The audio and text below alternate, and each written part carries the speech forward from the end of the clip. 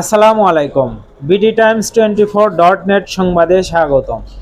মুন্সিগঞ্জে যুবদল নেতা আবু ইলিয়াস শান্তর প্রথম কুলখানি অনুষ্ঠিত। মুন্সিগঞ্জ সদর উপজেলা যুবদলের যুগ্ম আহ্বায়ক আবু ইলিয়াস শান্তর প্রথম কুলখানি অনুষ্ঠিত হয়েছে। সোমবার 3 নভেম্বর মুন্সিগঞ্জ সদর উপজেলার উত্তর চরমসুরা গ্রামে শান্তর নিজ বাড়িতে এ কুলখানির আয়োজন করা হয়। পারিবারিক সূত্রে জানা যায়, প্রয়াত যুবদল নেতার স্মরণে অনুষ্ঠিত এ কুলখানিতে প্রায় 8,000 লোকের খাবারের ব্যবস্থা করা হয়।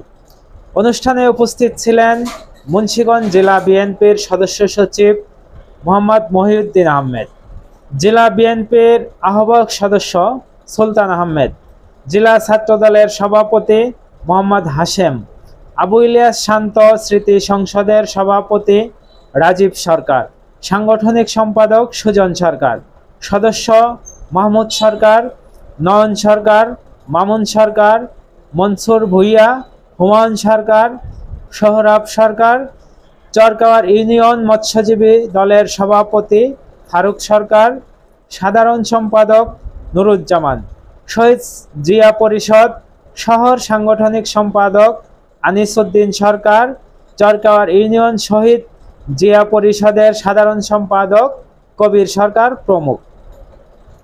আবু ইলিয়াস শান্ত স্মৃতি সংসদ ও পরিবারের পক্ষ থেকে অভিযোগ করা হয়, শান্ত হত্যার 1 বছর অতিক্রম হলেও মামলার মূল আসামিদের এখনও গ্রেপ্তার করা হয়নি।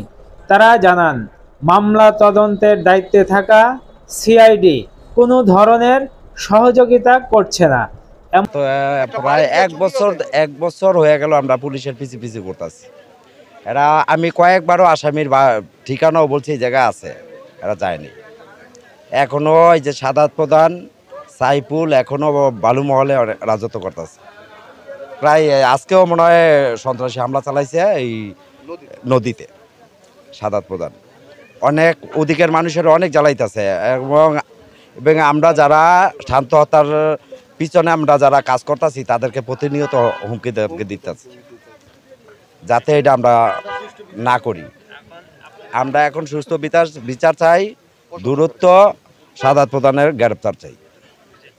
এমনকি আসামিরা প্রকাশ্যে চলাফেরা করলেও প্রশাসনের পক্ষ থেকে তাদের গ্রেপ্তারের কোনো উদ্যোগ নেওয়া হচ্ছে না। সত্য, আমরা এই পর্যন্ত প্রশাসন থেকে কোনো সহযোগিতাই পাই নাই। এবং একটা আসামিও প্রত্যেকটা আসামি প্রশাসনের নাগের ডগা দিয়া